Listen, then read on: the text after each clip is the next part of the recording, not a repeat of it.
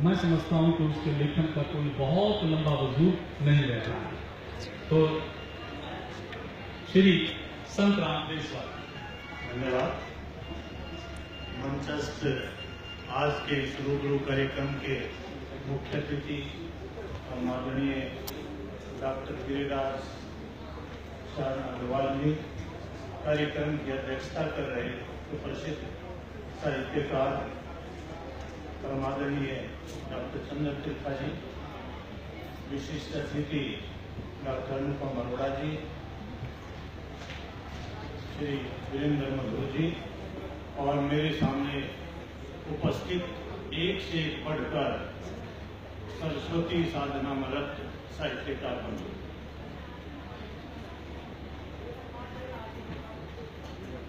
मैं एक किसान का बेटा हूं। परिवार में किसान की और जवान की पीड़ाओं को, उनके संघर्षों को मैंने निकट से देखा है और प्रकृति, संस्कृति और समाज, मैं समझता हूं कि इन तीनों से साहित्य का ऊर्जा लेता और सरस्वती माँ की कृपा रही मेरे ऊपर कि मेरे परिवार में मैं पहली पीढ़ी में पढ़ा लिखा हूं। पिताजी अनपढ़ थे, दादाजी अनपढ़ थे, सभी अनपढ़ थे, अशिक्षित थे। अनपढ़ क्या कहें उनको, मैं वैसे तो मेरे से भी ज्यादा उनको व्यवहारिक ज्ञान था। फिर भी मेरी जो साहित्य यात्रा थी वो आश्चर्यजनक रूप से मुझे, अब मैं जब अतीत में जाता हूँ तो बड़ा आश्चर्य होता है कि प्राइमरी स्तर पर ही शुरू होती। एक दिन गांव का एक वृद्ध आया जिसका बेटा फौज में भर्ती होकर चला गया था कहीं दूर, और उसे सारे गांव में चिट्ठी पढ़ने के लिए कोई नहीं मिला, और उसे लगा कि अमुक का गांव में पिता के नाम से जानते हैं कि अमुक का लड़का, बताते हैं कि बड़ा होशियार है। चौथी पांचवी में रहा हूंगा मैं, और वो मेरे पास आया और आकर ये कहा कि चिट्ठी पढ़ बेटा। अब मुझे चिट्ठी पढ़नी तो आती नहीं थी।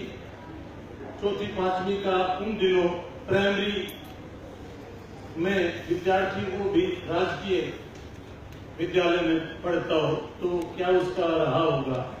तो फिर भी मैंने टूटी फूटी भाषा में कुछ चिट्ठी पढ़ी। उसको लगा कि हाँ सारी बात अच्छी है, दोबारा पढ़, तसल्ली हो गई। उसके बाद वो शाम को फिर आते हैं कि चिट्ठी, मेरी चिट्ठी में लिख दो। अब चिट्ठी उन दिनों लिखने के लिए पेन नहीं था, कलम होती थी, और वो भी काले स्याही से लिखते।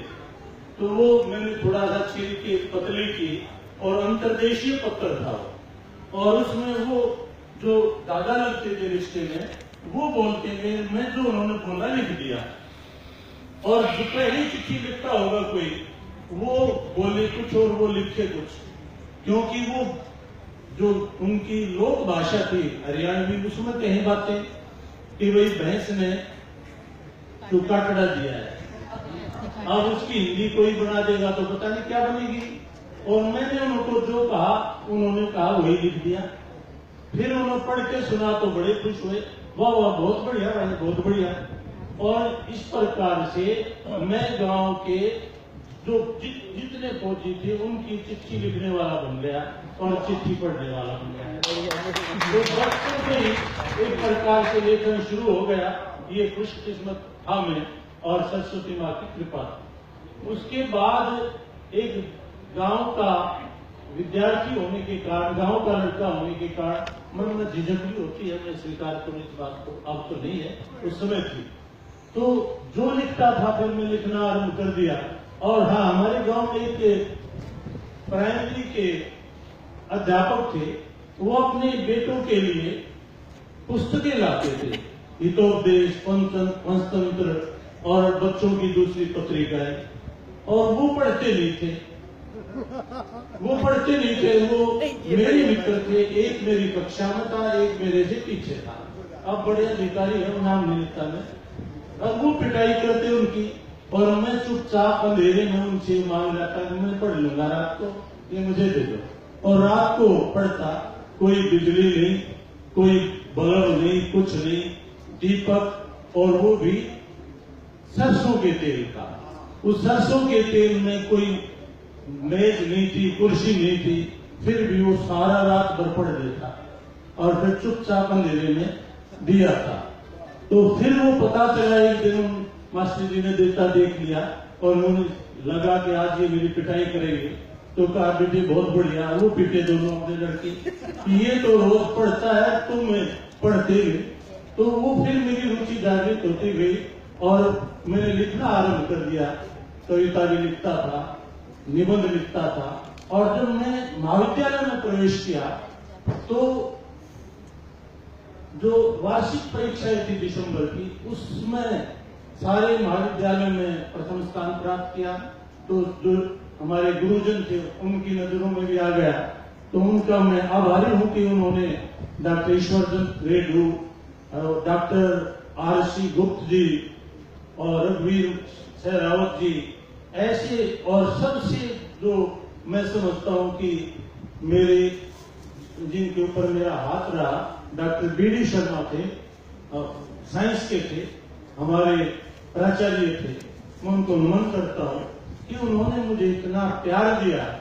और उन दिनों में वो बुलाकर कहते थे कि इतिहास पंजाबी में बोलते थे, अखबार पढ़े हो। अब अखबार का हमें पता ही नहीं था अखबार क्या होता है। गांव में अखबार कहा जाते हैं, उन दिनों हिंदी के अखबार होते थे, वो भी गांव में तो कोई मतलब नहीं था। शहर में भी मुझे इतने कमी दिखाई दी। फिर चुप, हम बोलते नहीं थे, कौन बोलेगा। आजकल तो और बात है, उन दिनों तो प्राचार्य तो बहुत बड़ा होता था। हम तो शिक्षकों के सामने ही नमन नीचा गर्दन करके रहते थे, झुकते थे। तो वो कहते कि अच्छा ऐसा है। मैंने कहा जी कोई अखबार नहीं पढ़ता, ना आता ना जाता, कि ऐसा कोई बात नहीं कहा कि ऐसा है। वो बस आती है कितने 6:30 बजे तुम्हारे गांव में पहुंच जाती है। वहां कोई चाय वाला है? मैं कहा हाँ सर है। कि चाय वाले को कह दो रोज अखबार आएगा वहां, हिंदी का भी और अंग्रेजी का भी, और वो अखबार पढ़ रहा है मेरे को, मैं फिर पूछूंगा। पूछना तो नहीं, मगर कितना उन्होंने सोचा होगा। उसी समय से पढ़ने का मेरे अंदर एक और ललक पैदा हो गई, उत्साह हो गया मुझे। और फिर बीए प्रथम वर्ष में निबंध प्रतियोगिता आयोजित हुई, अखिल भारतीय, मुझे अब भी याद है, कबीर के ऊपर। उसमें मुझे कांस्य पदक प्राप्त हुआ। तो मुझे और प्रोत्साहन मिला और फिर मैं निबंध लिखने लगा। और उन दोआबा कॉलेज जालंधर और पता नहीं कितने स्थानों पर जो अखिल भारतीय स्तर की निबंध प्रतियोगिताएं हुई, उनमें 4-5 मैंने प्रथम स्थान प्राप्त किया, गोल्ड मेडल लिए। तो इस प्रकार से सिलसिला शुरू हो गया। और जब विश्वविद्यालय में आया तो विश्वविद्यालय में भी ये कहीं और छपा नहीं था, केवल लिख के रख लेता था अपने पास। और ये निबंध लेखन की एक प्रक्रिया अलग से जारी थी। तो फिर वहां पर भी ऐसे गुरुजन मिले कि मेरी एमफिल में ही एक पुस्तक आ गई थी समीक्षा की ललित निबंध के ऊपर, और ललित निबंध के ऊपर ही शोध कार्य किया। और फिर शोध कार्य करते करते मैं ललित निबंधकार हो गया एक प्रकार से। और मेरी 3 पुस्तकें ललित निबंध की पुस्तकें हैं, और उनके ऊपर एक के ऊपर अकादमी का पुरस्कार मिल चुका है, लोकालोक के ऊपर। और फिर मैंने अपना जीवन लेखन का पत्रकारिता से आरंभ किया। और 1986 से लेकर रामपल चहल जी बैठे हैं और तिरखा जी भी इस बात के गवाह हैं कि एक जमाना था जी कोई अखबार नहीं था जिसमें मेरा स्तंभ या कोई सामग्री नित्य पढ़ती नहीं छपती हो। क्या दैनिक ट्रिब्यून, क्या नवभारत टाइम्स, हिंदुस्तान, जनसत्ता, हरिभूमि, सब में मेरे कॉलम था मेरे नाम से। संस्कृति दर्पण, समाज दर्शन और लोकधारा, मुद्दे की बात, पता नहीं कितने। और ये पूरा जो 2004 तक का समय है, ये खूब लिखा, दबा के लिखा, रात दिन लिखा, पूरी मेहनत करके लिखा। और फिर उसके बाद मैं आभारी हूँ, हृदय से आभारी हूँ डॉक्टर चंद्र तिरका का कि एक दिन 2004 में इनका टेलीफोन आया। कहाँ से टेलीफोन ले लिया? घर का टेलीफोन। और कहा कि भाई ये संतराम देशवाल बोल रहे हो? मैं हाँ सर बोल रहा हूँ कि मैं डॉक्टर चंद्र तिरका बोल रहा हूँ। मगर जी कानों को विश्वास नहीं हो रहा, मेरे से बात करना चाहते हो कि हाँ आपसे बात करना चाहता हूँ। कि हाँ सर बताओ क्या आदेश है? कि आप एक से पुस्तक लिखवा दिए मैंने कहा जी मैं एक तो ऐसे मैंने नाम लिया उस कॉलेज में हूँ, आप विश्वविद्यालय में किसी से बात कीजिए कि नहीं, मैंने सोच समझ के बात किया है।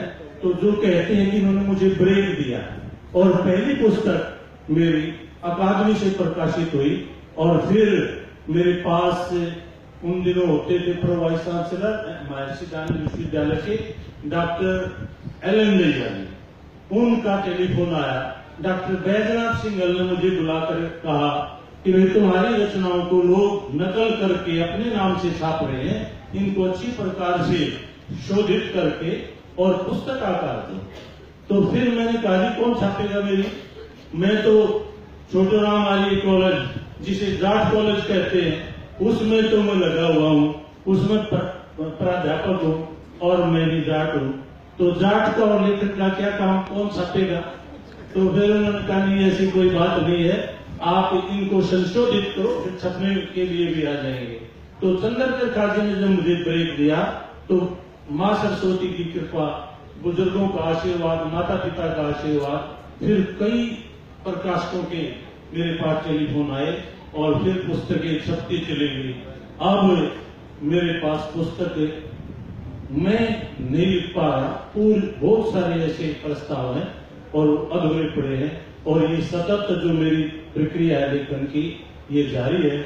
और मैं इस मौके पर केवल कबीर के शब्दों में यही कहूंगा कि जब आदमी के अंदर ज्ञान होता है, मैं भी ये मानता हूं कि मैं साहित्य का विद्यार्थी हूं, मगर जो यहाँ पर परखने वाले उन्होंने कुछ परखा तो होगा, और जब मैं अपनी रचनाएं पढ़ता हूं तो मुझे लगता है कि मैं ठीक ठाक लिख लेता हूं।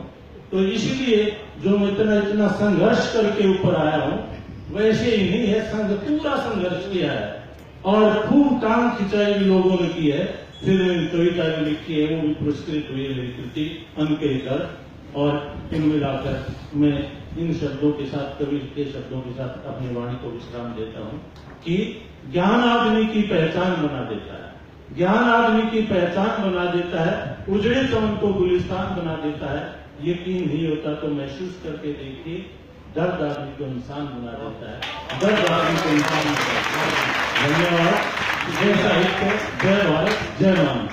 शुक्रिया देशपाल साहब, बहुत बढ़िया तरीके से देशपाल साहब ने अपनी रचना प्रक्रिया से आप लोगों को परिचित कराया और हम महसूस कर सकते हैं कि एक रचनाकार 5 से 6 मिनट में अपनी रचना प्रक्रिया के बारे में बात नहीं कर सकता है, लेकिन मित्रों हमारी कर्तव्य